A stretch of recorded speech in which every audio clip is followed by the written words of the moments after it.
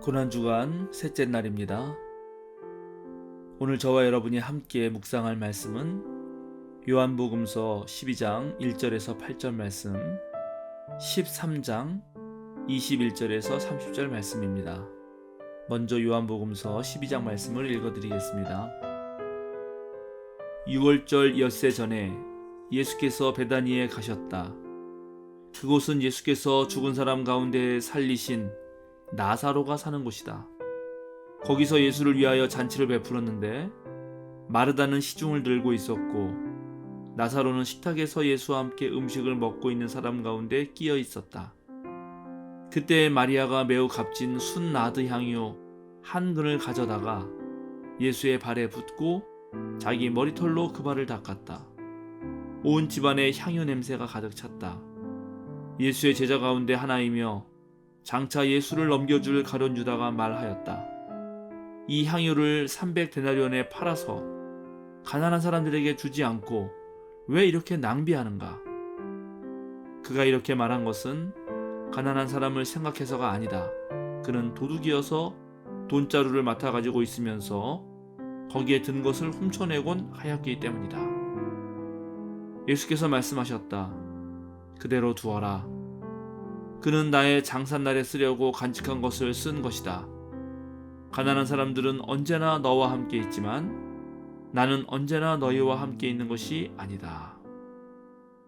예수께서 이 말씀을 하시고 나서 마음이 괴로우셔서 환히 드러내어 말씀하셨다. 내가 진정으로 너희에게 말한다. 너희 가운데 한 사람이 나를 팔아 넘길 것이다. 제자들은 예수께서 누구를 두고 하시는 말씀인지 몰라서 서로 바라다 보았다. 제자들 가운데 한 사람, 곧 예수께서 사랑하시는 제자가 바로 예수의 품에 기대어 앉아 있었다. 시몬 베드로가 그에게 고갯짓을 하여 누구를 두고 하시는 말씀인지 여쭈어 보라고 하였다. 그 제자가 예수의 가슴에 바싹 기대어 주님, 그가 누구입니까? 하고 물었다. 예수께서 대답하셨다. 내가 이 빵 조각을 적셔서 주는 사람이 바로 그 사람이다. 그리고 그 빵 조각을 적셔서 시몬 가룟의 아들 유다에게 주셨다. 그가 빵 조각을 받자 사탄이 그에게 들어갔다. 그때 예수께서 유다에게 말씀하셨다. 내가 할 일을 어서 하여라. 그러나 거기 앉아있는 사람들 가운데서 아무도 예수께서 그에게 무슨 뜻으로 그런 말씀을 하셨는지를 알지 못하였다. 어떤 이들은 유다가 돈자루를 맡고 있으므로 예수께서 그에게 명절에 그 일행이 쓸 물건을 사라고 하셨거나 또는 가난한 사람들에게 무엇을 주라고 말씀하신 것으로 생각하였다. 유다는 그 빵 조각을 받고 나서 곧 나갔다. 때는 밤이었다. 예수님께서 돌아가시기 며칠 전 베다니에 가십니다. 거기에는 예수님이 사랑하셨던 한 가족이 있습니다. 바로 마르다, 마리아, 나사로입니다. 예수님은 죽은 나사로를 살리셨는데 이제는 예수님이 죽음을 앞두고 있습니다. 그 동네에 있는 누군가가 예수님을 위해 잔치를 베풀었는데 나사로 예수님과 함께 음식을 나누는 자리에 있었고 마르다는 누가복음서가 묘사하는 대로 잔치에 시중을 들고 있습니다. 그때 마리아가 매우 값진 순나드 향유 한 근을 가져다가 예수님의 발에 붓고 자기의 머리털로 그 발을 닦습니다. 온 집안에 향유 냄새가 가득 찹니다. 이런 일이 일어나자 가룟 유다는 이 향유를 300데나리온에 팔아서 가난한 사람들에게 주지 않고 왜 이렇게 낭비하는가 하고 말하며 마리아를 꾸짖습니다. 그러나 예수님은 그대로 두라고 말씀하십니다. 그리고 마리아가 예수님의 장산날에 쓰려고 간직한 것을 쓴 것이다 말씀하십니다. 요한복음에 따르면 예수님은 나사로 가족과 유독 친하셨기 때문에 아마도 자신에게 어떤 일들이 벌어질지 얘기했던 것 같고 그런 이야기를 들은 마리아가 자신이 가지고 있는 전부를 들여 예수님에 대한 사랑을 표시한 것 같습니다. 나사로를 살리는 이야기를 잘 보면 이 삼남매는 믿음, 소망, 사랑을 제각기 드러냅니다. 예수께서는 마르다에게 나는 부활이요 생명이니 나를 믿는 사람은 죽어도 살고 살아서 나를 믿는 사람은 영원히 죽지 아니할 것이다. 네가 이것을 믿느냐? 라고 물었을 때 마르다는 이렇게 고백합니다. 예, 주님. 주님은 세상에 오실 그리스도이시며 하나님의 아들이심을 내가 믿습니다. 이렇게 마르다는 믿음을 상징합니다. 나사로는 죽었다가 다시 살아납니다. 부활의 소망, 모든 절망과 죽음의 그림자를 걷어내고 다시 일어나는 소망을 상징합니다. 그런데 마리아는 예수님이 자기 오빠 나사로를 살리러 오셨을 때 주님이 여기에 계셨더라면 내 오라버니가 죽지 않았을 것입니다 라고 말하며 예수님의 발 아래에서 비통하게 웁니다. 마리아가 우는 모습에 예수님도 마음이 비통하여 괴로워하셨습니다. 그리고 눈물을 흘리십니다.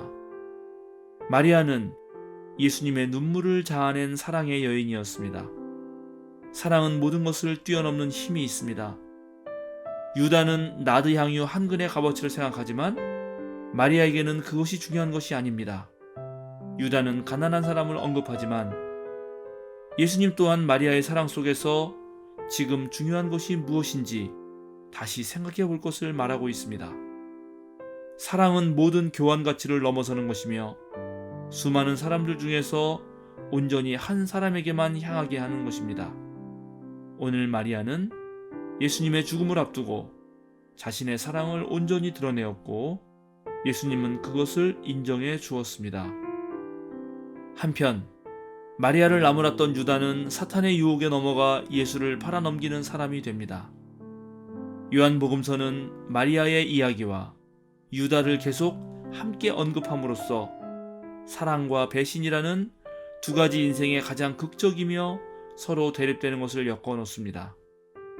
요한복음에 따르면 유다는 돈주머니를 맡고 있었습니다. 그래서인지 돈에 민감했습니다. 나드 향유가 예수님의 발에 부어졌을 때 유다는 300데나리온을 생각합니다. 그런데 역설적이게도 유다가 예수님을 팔아넘기고 받은 돈은 은전 30잎이었습니다. 그는 계산적인 사람이었고 예수님과의 만남도 아마 모종의 계산이 있었던 것으로 보입니다. 그는 예수가 초자연적인 방식으로 승리하기를, 모든 사람 앞에 메시아로 나타나서 대제사장이 되어 로마를 물리치고 멋진 영웅이 되기를 바랐던 것 같습니다. 그러나 그것이 물거품이 될 것처럼 느껴지자 예수를 팔아넘깁니다. 이런 유다에 대해서 성서는 끊임없이 모욕을 가합니다.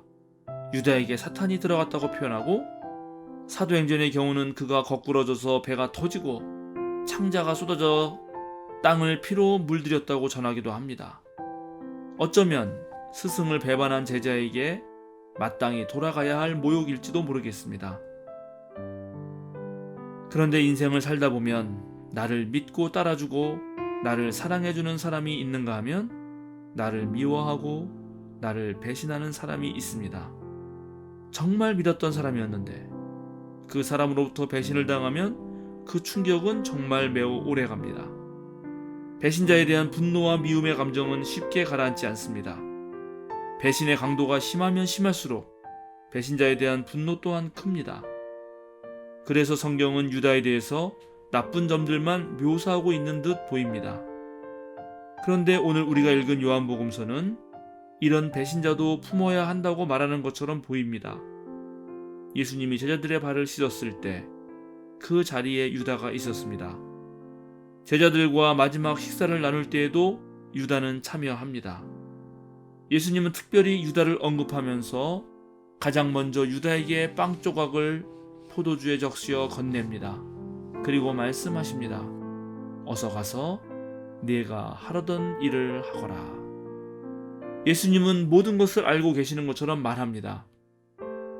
그리고 예수님의 십자가 사건에서 유다는 반드시 필요한 인물이 됩니다. 유다 없이 예수님의 순환 사건과 죽음, 부활은 불가능합니다. 유다가 예수를 유대인들과 제사장들, 헤롯과 빌라도의 손에 넘기지 않았다면 이 모든 것이 불가능합니다. 어떤 면에서 유다조차도 하나님의 크신 계획과 섭리 가운데 하나였을 것입니다. 만약에 이것이 사실이라면 왜 유다는 예수님을 넘기고 그렇게 비통해하면서 괴로운 죽음을 맞이해야 할까요? 왜 그렇게 배신자라는 낙인을 그에게 찍어야 하는 것일까요? 오늘의 이야기를 통해서 우리가 기억해야 할 것이 있습니다. 배신은 인간이 저지르는 죄 중에 인간의 마음속 깊은 곳에 가장 큰 상처를 남기는 것입니다.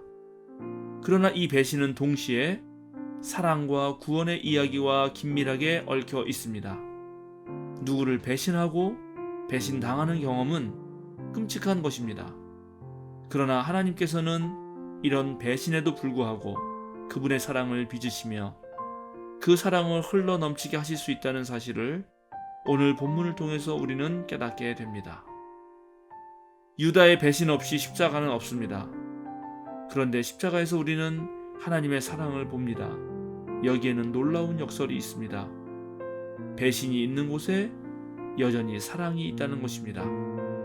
하나님은 배신자를 끊임없이 용서하시고 은총을 베푸십니다. 배신조차도 하나님의 뜻과 섭리 안으로 포섭하고 있습니다.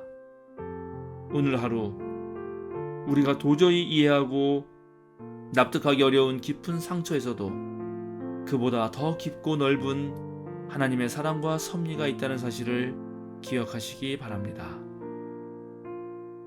오늘 아침, 점심, 저녁 기도할 제목을 나누겠습니다. 아침 기도는 우리가 항상 기뻐하고 쉬지 말고 기도하고 모든 일에 감사하는 참된 신앙인이 되도록 기도하시기 바랍니다.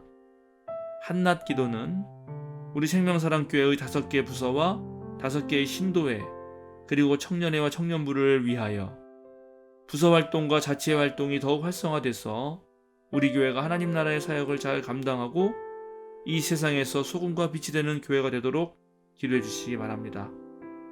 저녁에는 취직과 결혼, 출산 등을 포기할 만큼 고된 삶을 살고 있는 이 땅의 청년들이 힘을 얻을 수 있도록, 또한 가난과 외로움으로 고생하시는 이 땅의 어르신들에게 하나님의 위로가 있기를 함께 기도해 주시면 고맙겠습니다. 감사합니다.